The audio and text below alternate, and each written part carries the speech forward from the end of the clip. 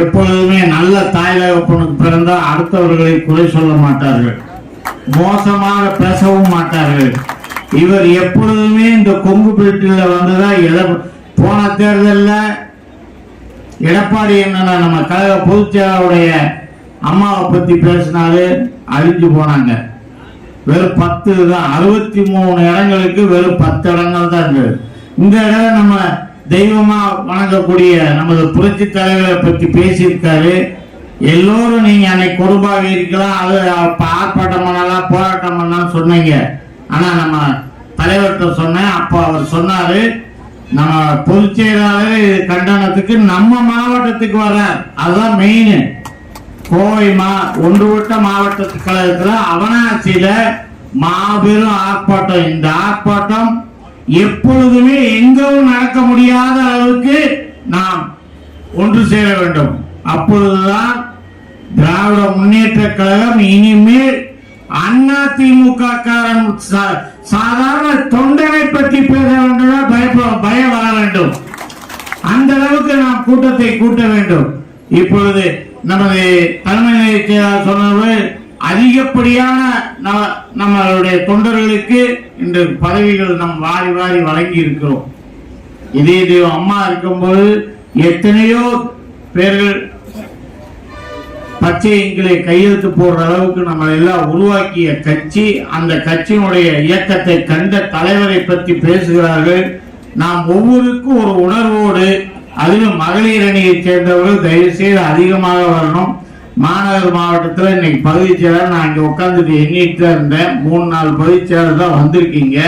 தயவு செய்து அவங்க எல்லாம் அதிகப்படியான மகளிர், உங்களுக்கு வண்டி வேணும் என்கிட்ட சொல்லுங்க, நான் வண்டி அரேஞ்ச் பண்றோம். இங்க இருக்க அவனாசி தான் நம்ம, அதனால ஒரு நாள் ஃபுல்லாலாம் நமக்கு டைம் வேஸ்ட் ஆகாது. அதிகப்படியான நபர்களை நாம் கோவை மாநகர் மாவட்ட கழக சார்பாக கொண்டு போனோம்.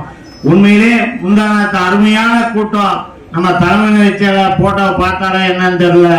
இவங்க எப்பவுமே நம்மளை தப்பா சொல்லிட்டு இருந்தாங்க. அதுக்கு முந்தானத்தை நாங்க எடுத்துக்காட்டாக உங்களுக்கு ஈக்குவலா இல்லாட்டும் உங்களுக்கு பக்கத்துல வர அளவுக்கு கூட்டத்தை கூட்டி கோவை மாவட்ட ஆச்சரியப்படும் அளவுக்கு நாங்கள் ஆர்ப்பாட்டத்தை நடத்தினோம். மாநகர் மாவட்ட கழகம் இன்று வெகு சிறப்பாக செயல்பட்டு கொண்டிருக்கிறது என்பதை நீங்கள் எனக்கு பல தடவை எடுத்துக்காட்டீர்கள். உங்களால் நான் பாராட்டப்பட்டிருக்கேன். அந்த பாராட்டை காட்டிலும் வருகின்ற 9ஆம் தேதி காலை 9 மணிக்கு நமது கழக பொதுச் செயலாளர், அதிலும் கொங்கு நாட்டு தங்கம் சேலத்து சிங்கானன் எடப்பாடியார் வருகிறார். ஒவ்வொரு வீட்டிலும் தீபாவளி, கிறிஸ்துமஸ், முஸ்லிம் பண்டிகையை போல் நாம் எல்லோரும் சேர்ந்து அங்கு போக வேண்டும்.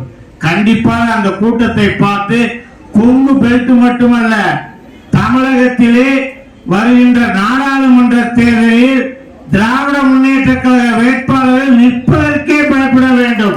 அந்த அளவுக்கு நாம் மாபெரும் கூட்டத்தை கூட்ட வேண்டும்.